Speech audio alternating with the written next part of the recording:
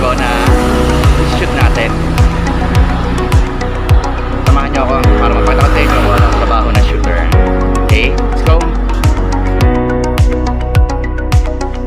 Kahit lagi guys ang trabaho ko, lagi nasa daan.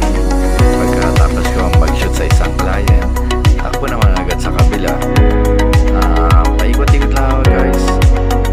Kung ilan ang service ko, minsan galing na ako sa isang lugar.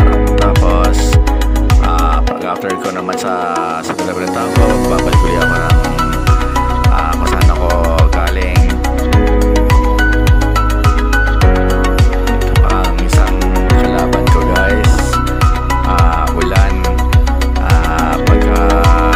Siyempre pag umulan at papatila tayo, late ako sa isa, malilate na rin ako sa lahat, lalo kapag loaded ako at may nagmamadali yung mga ibang clients ko, gano'n. Pero ang maganda sa mga clients ko guys, napapag-usapan ko naman at sa ngayon naman laging mababait naman lahat ng nagiging kliyente ko, awa ng Diyos guys.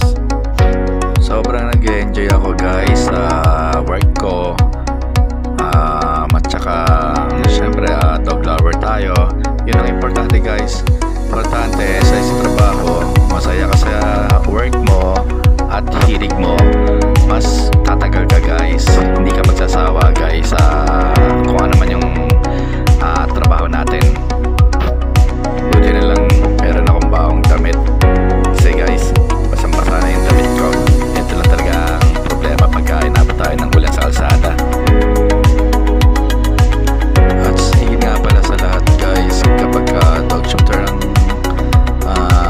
work natin, kailangan mahaba ang pasensya natin at laging ingat.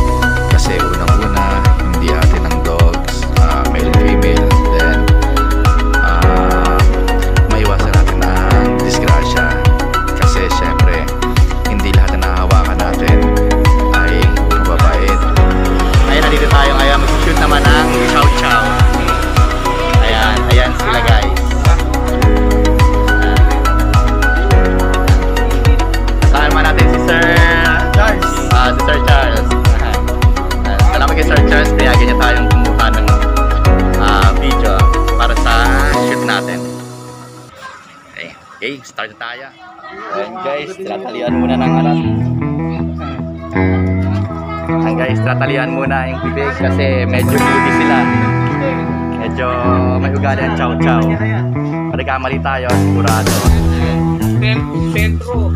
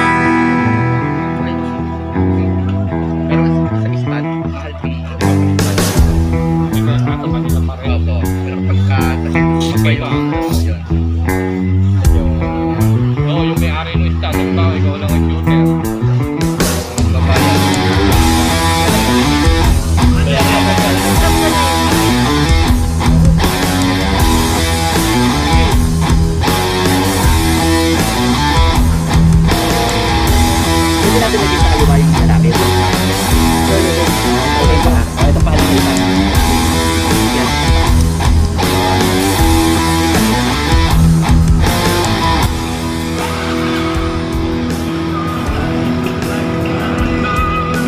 Okay, sana nagustuhan niyo yung ating video. At sana may na-share ko at may natutunan kayo sa ating in-upload ngayon. Maraming salamat po sa mga nakapanood. Please like, subscribe, and share. Short info guys, 2 to 3 times ang session ng stud every other day guys. Thanks.